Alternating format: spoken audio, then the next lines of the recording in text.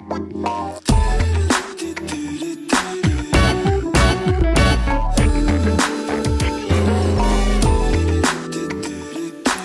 for this afternoon, itutuloy lang po natin yung ating nasimulang series last time. So last week po, pinangunahan po ni Brother MC ang ating series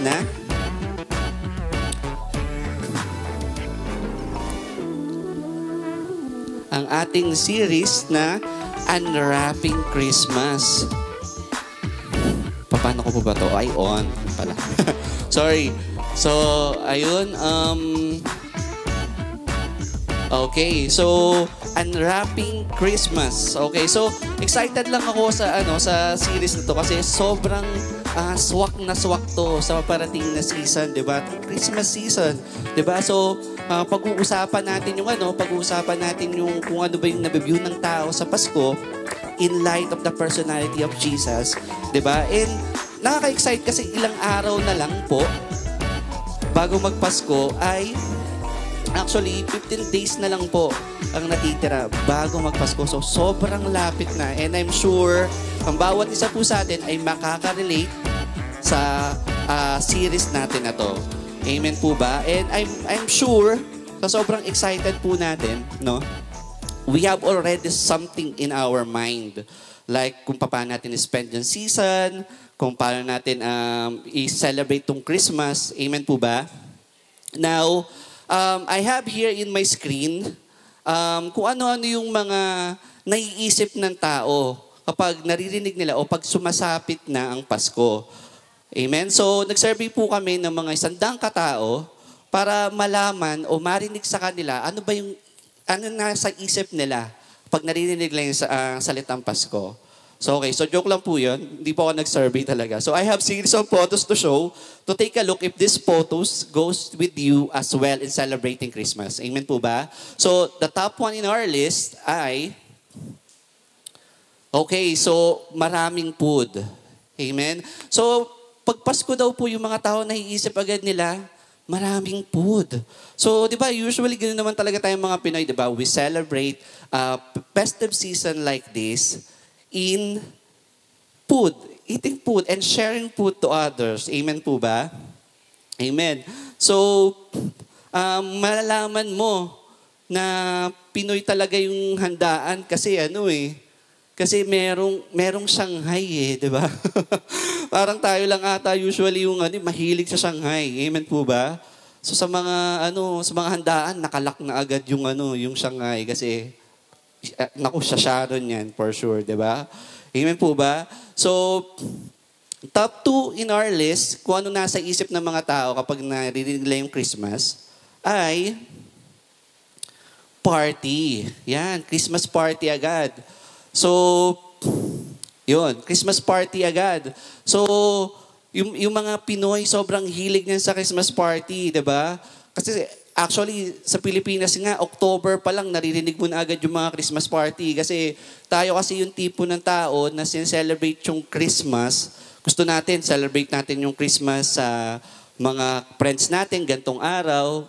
Tapos sa mga ka-work natin, gantong araw. Sa family natin, gantong araw. Sa girlfriend natin, gantong araw. Tas sa mga kaliga natin, gantong araw, di ba? Bawat grupo or company na nakasama natin, celebrate natin yung Christmas in a party, tapos separate na araw. So, yung iba talaga, September pa lang, di ba? May Christmas party na sila. So, ganun kahilig yung mga Pinoy sa Pasko. Amen po ba? So, unlike sa Pilipinas, no, dito sa UAE kasi madalang po yung mga Christmas party. So, kung wala pa po kayong pinabibilangang party na pupuntahan, we just want to extend again yung invitation ng church na come and celebrate with us na this coming Christmas party. Yung details naman kanina binigay sa atin ni MC para po doon, especially sa mga first time po na magki-Christmas dito sa UAE. Katulad po ni ate, di ba? So we can still feel yung presence ng and si Kuya din, di ba? So ayun po, so next po in line, na naiisip ng mga tao, ito po daw po yung top 3. Naiisip ng mga tao kapag Kapasko ay gifts. Okay, so again, gusto ko lang pong extend yung invitation sa Christmas party natin na parating. Napakarami po nung gifts. Okay, so kung ito po yung kung kayo din po yung tipo ng tao kapag Pasko, naiisip nyo, makakatanggap ako ng regalo or magbibigay ako ng regalo, naku, punta po kayo sa Christmas party namin. And for sure, unlike sa Pilipinas na kaliwat kanan yung mga gifts na nakatanggap nyo, huwag po kayo mag-alala. Hindi po kayo masisiro sa ibang bansa, especially sa UAE kasi dito naman po tayo as a family. Amen po ba? Amen. So, yan daw po yung top 3 na naiisip ng mga Pinoy kapag Pasko, giving gifts or gifts. Amen? So, ano naman po yung top 4? Okay, so ito daw naman po yung naiisip ng mga Pinoy kapag Pasko. Ika nga nila, Christmas in our hearts. 'Di ba? Talagang dapat may love life ako, 'di ba? Tanong-tanungan pa nga sa Pilipinas, SMP ka ba? 'Di ba? Siyempre, or SMP ka or masayang-masaya yung Pasko mo, 'di ba? So, to be honest, ako experience ko to na yung mga kalalakihan, they usually parang dumidiga ng gantong season ng papasko. You know why? Kasi yung bawat isa kasi gusto nila i-celebrate yung Christmas with special someone. So, ang napakalaki ng risk. I mean, napakalaki ng chance na makakatanggap ka ng o ng good response sa panahong ito. Kasi yun din yung gusto nilang mangyari, di ba? Na magkaroon ng special someone to celebrate with. So, kung ikaw ay single, tapos nakadiga ka na o nakapaghayag ka na ng plano mo sa minamahal mo, it's just a matter of time, makakatanggap ka na ng sagot dyan, di ba? So, pero kung hindi ka pa nakakahayag o nakakapagtapat, di ba? Meron ka pa namang 15 days, di ba? Bago magpasko. Di ba? So, ayun. Ito naman po yung ating top 5 sa listahan. So, travel. 'Di ba? Ang sarap sa pakiramdam, no? Pag this season, pa-travel ka, no? 'Di ba? Sana all, no? Nakakapunta sa Baku, Azerbaijan pag festive season na katulad nito, 'di ba? O kaya naman uuwi ka sa Pilipinas ng 24 ng umaga, tapos babalik sa UAE ng 26. No, sana all, di ba? As in, enjoy yun, di ba? Di ba? Lahat gusto ng gano'n. Lahat gusto na travel. Actually, sa experience ko dito sa UAE for almost 8 years, talagang kakunti ng tao sa church, pag gantong panahon, kasi iba talaga nagtatravel sila. Nagtatravel talaga sila. Amen? So, ito yung mga nasa isip ng tao, top 5 natin kapag tuwing Pasko. So, next to that, eto na, sale. Well, alam totoo to kasi yung mga tao kapag pag Pasko, naisip agad nila, ito yung naisip nila, sale to, marami tayong mabibili ngayon sa sahod natin. So, gagawin natin, mag-ipon-ipon tayo para next year may papabox tayo, di ba? So, while yung iba, ganito yung iniisip nila, makakatipid sila dahil sale. Yung iba naman, naiisip nila, opportunity to para kumita ng doble. Diba? Kasi diba sa season ng Pasko, ang daming namimili talaga eh. So tinitake talaga yung chance na yun. Ako kami magkakapatid, we're 5, talagang sinuport kami ng parents namin. At ang isa sa mga ginagawa niya para magtrabaho, kumita ng pera, is to buy and sell. And kaya kami magkakapatid, sobrang ramdam na ramdam namin kapag Christmas season o kaya Papa New Year, talagang yung parents namin, doble kahit sila kasi sasabi nila na ito na yung opportunity para kumita ay ng doble, di ba? So, while yung iba, iniisip nila na makakatipid sila dahil Christmas season, yung iba naman, iniisip nila, kumita ng doble in this season, di ba? So, ganoon daw yung naiisip ng mga Pinoy kapag Christmas. Amen po ba? So, next to that, eto na. Yung Christmas daw, I mean, yung mga Pinoy daw, naiisip nila pag Christmas, work. Actually, dito ko lang halos na experience sa UAE, na kapag Christmas, work yung ginagawa. And, tawag dito, I even caught myself, kahit na nasa Pilipinas pa lang ako,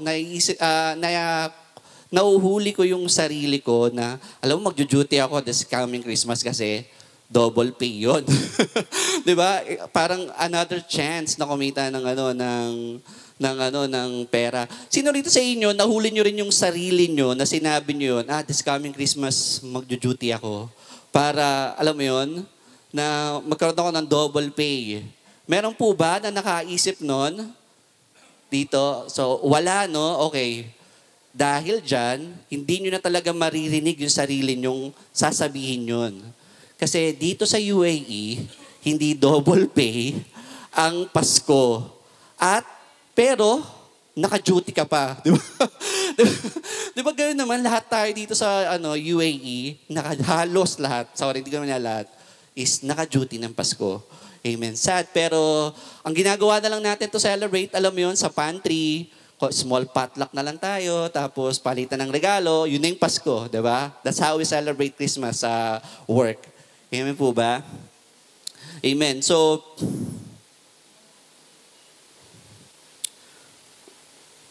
okay. So, bakit po natin pinag-uusapan tong mga to? These photos that I shared to you only tells us na kung paano natin naiisip yung Pasko in a given circumstance, ganun natin sineselebrate yung Christmas.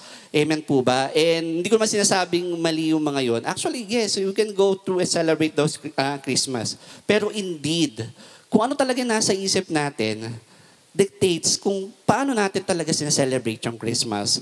And kaya sobrang gustong-gusto ko tong series na to kasi in this time, we can really unwrap kung ano ba talagang ibig sabihin ng Christmas, especially tayo yung mga Kristiyano.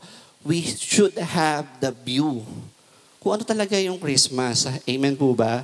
Kasi after everything we went through sa pag-celebrate ng Christmas, we will not lose sight and we will not lose view kung ano talaga yung totoong Christmas. Amen po ba? So, I mean, yun talagang reason kung bakit natin sinaselebrate. So, sa series na to, sama-sama po nating i-unwrap kung ano po yung ibig sabihin ng Christmas sa apat na personalidad ni Kristo sa buhay natin.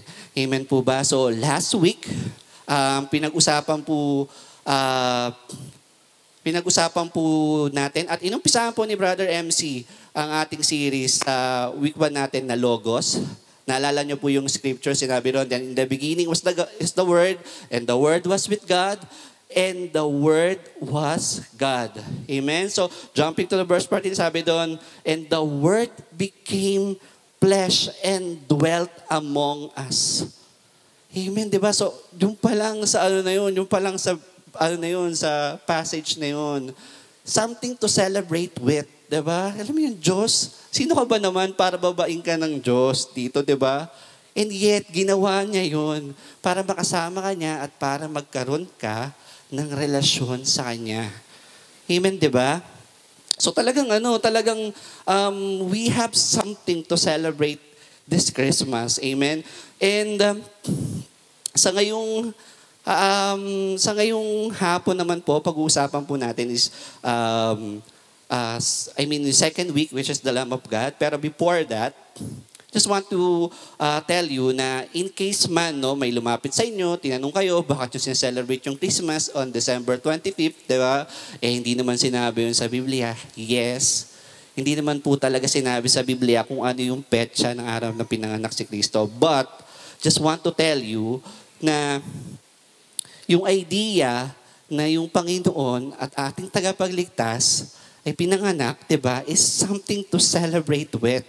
Diba? So, hindi na importante kung ano man yung date. And ako, I just realized na mabuti na din na hindi talaga natin alam exactly yung date. Para sa ganun, is araw-araw nating malala na, alam mo, it could be this day na pinanganak si Kristo. So, we should celebrate it. The next day, kaya kung narinig niyo yung kanta na sana araw-araw Pasko, It could be. Kasi kung alam nga natin yung date, that will be the date na i-celebrate lang natin siya. 'Di ba? Pero, amen, kasi gusto nating celebrate to araw-araw. We don't know the date exactly, pero hindi naman yun ang importante. Ang importante is yung idea na yung Diyos at ating tagapagligtas ay pinanganak at nakasama natin. Amen? So yun yung so yun yung week 1 natin. So week 2 naman po, pag-uusapan naman po natin is the Lamb of God. So nakaka-excite lang tong pag-uusapan natin ngayong gabi. Bakit nga naman ba Lamb of God? Diba? With all the description na pwede nating gamitin. Bakit kaya Lamb of God? Pwede namang Horse of God, kaya Cow of God, diba? Tapos, pag-usapan din natin, bakit kailangan ni Jesus na maging Lamb of God para sa atin? Amen? Tapos, ano naman po yung mga implikasyon nun sa buhay natin, si Kristo bilang Lamb of God. Amen po ba? So, what we will do next, we'll just read the main verse, and then after po nun, magpipray po tayo. Okay po ba yun? Amen. So, ito po yung main verse natin para sa ngayong hapon. So, let us read John chapter 1, verse 29. So, sabi dito, the next day, he saw Jesus coming toward him and said, "Behold, the Lamb of God who takes away the sin of the world." So let's bow our heads and let's pray to the Lord. Father, we thank you for your reading of your word this afternoon. We thank you because you will reveal yourself to us through your word. And by the help of the Holy Spirit, blessed the reading of your word today, Jesus. And let us remind these words that you will going to show to us in the next upcoming days in our lives. In Jesus' name we pray. Amen. Amen.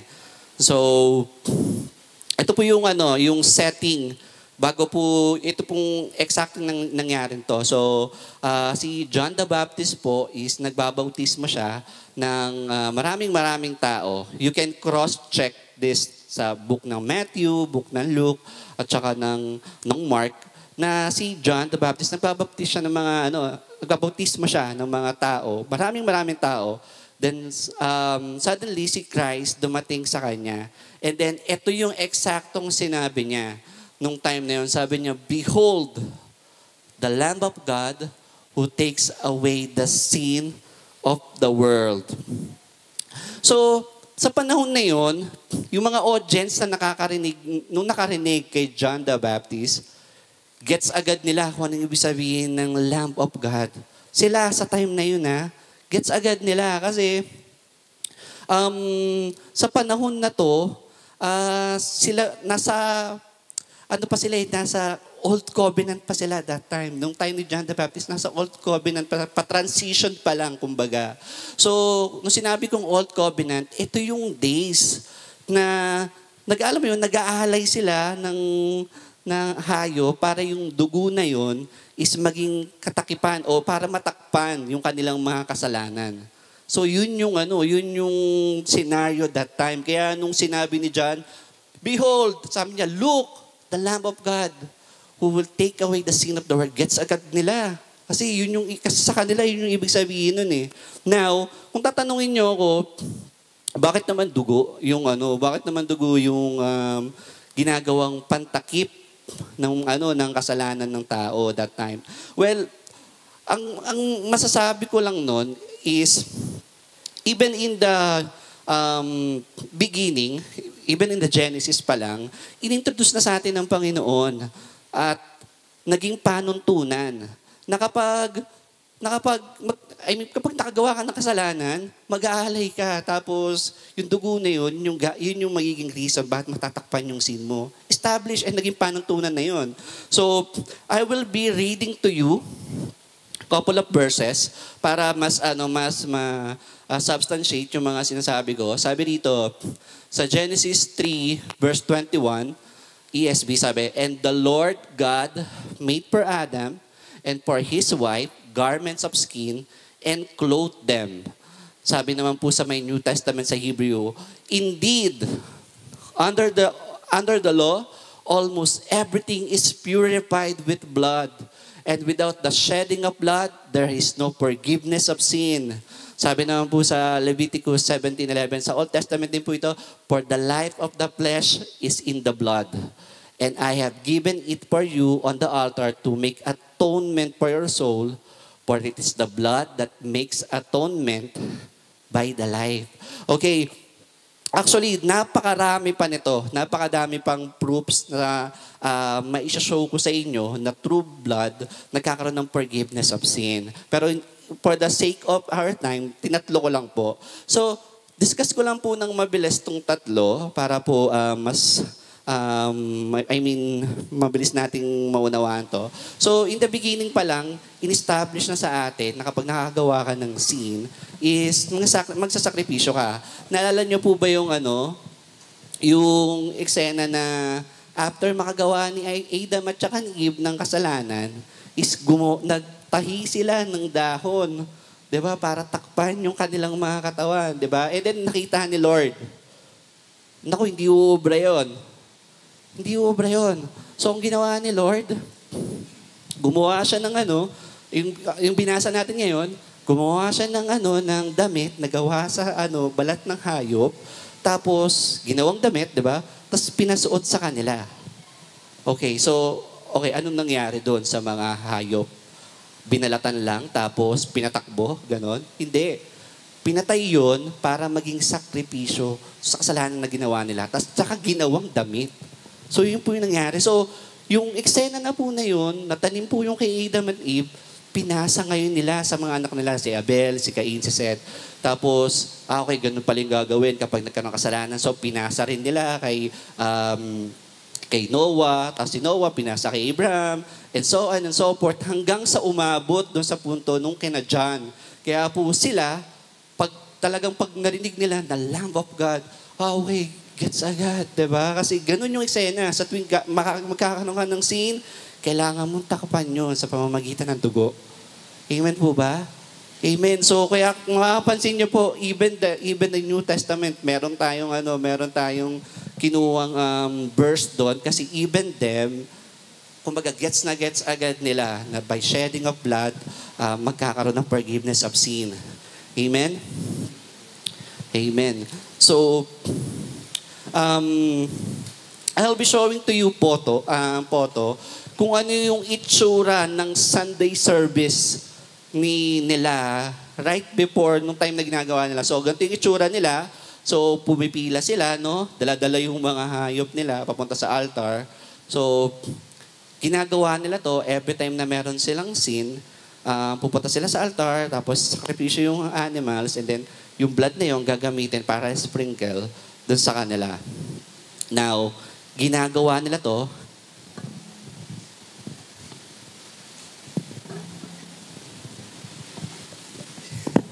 okay, thank you. So, ginagawa nila to every time na makakagawa sila ng kasalanan. So, imagine, alam niyo po ba yung iba sa kanila, nasa pila pa lang sila, papunta sa altar, nakakagawa na sila ng kasalanan. And right after nilang mag-alay, pag alis nila, nakakagawa sila uli ng kasalanan. So, alam mo ginagawa nila, babalik uli sila sa pila, tapos i-atone uli nila yung kasalanan nila. Diba, sino dito yung na-experience nyo, papunta kayo dito ng church, nakakaaway nyo yung misis nyo, tapos right after ng church, pagkatapos ng church, nakakaaway nyo pa rin yung misis nyo, kaya yung mga kasabayan nyo sa kalsada, nagpapainit ng ulo nyo, di ba? So, kumbaga kapag ganun yung na-experience mo, kailangan mong bumalik sa pila, tapos kailangan mong i-atone uli yung sin mo. Ganun kahirap sa kanila. Kasi kailangan, para matakpan yung kasalanan mo, kailangan mo talagang i-atone by shedding of blood para mapatawad yung kasalanan mo. Amen? Ngayon, hindi na ganun yung eksena nang dumating si Kristo. Amen? Hindi na ganito yung eksena nang dumating si Kristo. Kaya po tayo nakapag-praise and worship po tayo, nakakasamba po tayo sa Panginoon pag Sunday. Dahil po sa ginawa niya para sa atin. May kalayaan na po tayo ngayon na lumapit sa presensya ng Panginoon, di ba? Na hindi na tayo mag-aalay pa ng dugo kasi once and for all ginawa yun ni Kristo. Ito po yung sabi nyo. Atin ko lang, i-mention ko lang na from Old Covenant, dahil sa ginawa ni Kristo, no, na-shift tayo from Old into New Covenant because of Christ's blood. Amen? So, ito po yung ito po yung verse, sabi rito, Matthew 26:27-28. And he took a cup of wine and gave thanks for it and gave it to them and said, each one drink from it. This is my blood, sealing the new covenant. It is poured out to forgive the sins of multitude. Amen. Amen. So, ito yung isa sa mga verse na every month ginagawa natin. Twice a month pa nga para maalala natin lahat na sa pamamagitan ng dugo ni Kristo tayo po ay pinatawad at habang buhay ng perpekto. At silyado na yon, tayo po ay nasa new covenant na. Hindi na po natin kailangan gawin yung ginagawa ng the past na nag-aalay pa, para lang matakpan yung sin. Pero hindi naman talaga naalis yung sin, di ba? Para lang matakpan. Pero sa New Covenant, pinatawad na yung ating kasalanan ni Kristo habang buhay. Amen po ba? Amen. Sabi pa nga rito sa Romans 6:23, for the wages of sin is death. Diba? Ang linaw. For the wages of sin is death. Isang sin lang yun, diba? So, but the gift of God is eternal life in Christ Jesus our Lord. Amen. Amen. So, gayon po yung nangyari sa cross. Diba? Now, obviously, so hindi na natin kailangan magpatumpik-tumpik pa. Obviously, ang ibig sabihin lang po nun si Jesus, the Lamb of God is our Savior. Amen. Just imagine, ikaw dapat yung magbabayad ng kasalanan na yun. Pero hindi, binayaran lahat yun ni Kristo. At gaya po ng mga previous nating napag-usapan, kasama pa yung interest. Diba? So in short, talagang makakaasa ka na wala kang utang sa Diyos at dahil doon, kapag umarap ka sa Kanya, hindi niya maalala, ikaw, ginawa mo yung ganito. Hindi papaalala sa inyo ng Diyos yun. Makikita at makikita ka niya na ikaw ay righteous dahil sa ginawa ni Kristo Jesus sa buhay natin. Amen po ba? Amen. Amen. So, obviously, di ba, Jesus is our Savior now. So, kaya yung tanong natin kanina, di ba, bakit kailangan gawin ni Kristo yon? So, obviously, na-establish naman na natin na sa pamamagitan ng dugo, kailangan makaka-receive tayo ng kapatawaran. Ginawa yun ni Kristo para sa iyo at para sa akin, para ang ating mga kasalanan ay mapatawad. And good thing about that, kapag binasa niyo po uli yung John 1 verse 29, sinabi doon that will take away the sin of the world. So, nung nireveal sa atin ng Panginoon na yung sin pala doon is ang martia that talks about our sinful nature. So, hindi lang sin mo yung pinatawad, kumbaga pati yung sinful nature mo. So, binago ng Diyos yung puso mo sa pagiging makasalanan into a holy. So, kaya yun yung isa sa mga reason kung bakit tayo nakaka-celebrate, nakakalapit sa Kanya dahil ginawa niya tayong holy and we are expected na gumawa rin ng mga mabuting bagay. Amen po ba? Now, natanong natin kanina, bakit naman Lamb of God of all the description, diba? Pwede namang cow, pwede namang horse, diba? So, I'm going to show to you Isaiah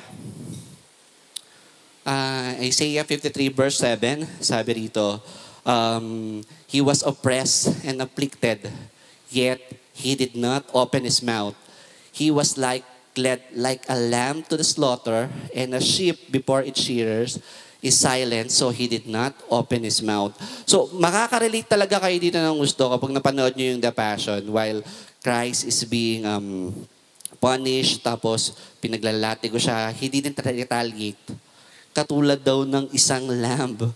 Yung lamb pala, nalaman ko lang, hindi naman kasi po ako nagkakatay o nag-slaughter, so wala akong kahit idea. Yung lamb pala, pag kinatay mo lang sila, asing nakahiga lang sila, they will not retaliate nor, kumbaga maglilikot o papalag-palag. Hindi daw ganoon. Si Kristo, ganon din yung nangyari sa kanya during that time. So, sobrang perfect ng description na lamb para sa kanya because he didn't open his mouth just to say, grabe ka na, nakakasakit ka na, tama na yun, parang ganon. Hindi niya yung ginawa. Hindi siya lumaban, yet hinayaan niya yun. Why he did that? Why he did that? He did that just to save you.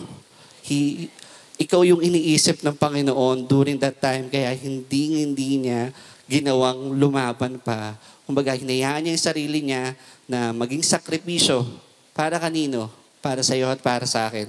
Amen po ba? So, sobrang perfect ng description na Lamb of God para sa Kanya. Amen po ba? Amen. Amen. So,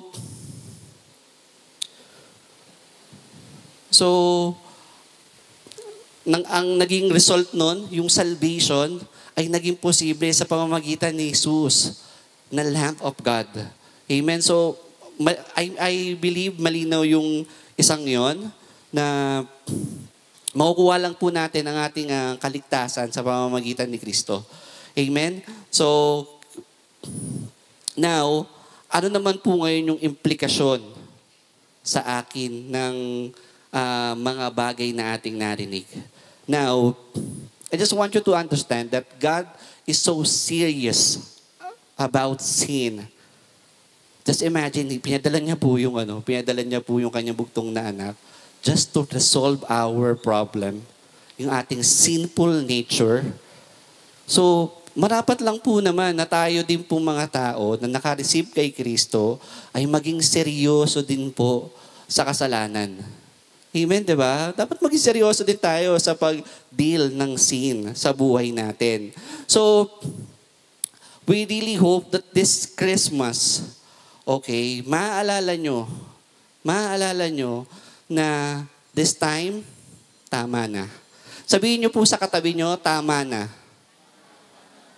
Yes, tama na. So, tama na po sa mga kabiteran, tama na po sa mga galit, sa mga kalaswaan, sa mga hindi pagpapatawad. Diba? Tama na po doon. And gusto ko lang pong sabihin sa inyo na hindi totoo po, hindi po sa sa pagsunod kasi by works na yon, we're being saved by grace. So, hindi natin pinag-uusapan ang salvation sa pagsunod sa Panginoon, yun lamang po ay bunga ng ating kaligtasan, 'di ba? So, kung si Lord ay so serious in dealing with sin, we have to be serious as well. So, now, dahil alam na natin na kailangan na nating itigil kung ano man yung mga bagay o tama na sa mga bagay na hindi ka lugod-lugod sa Panginoon. Ngayon, kung tatanungin nyo ako, kung i-stop ko yung mga bagay na yon, saan ko dadalhin yung nag-uumapaw kong energy, diba? Sayang naman, diba?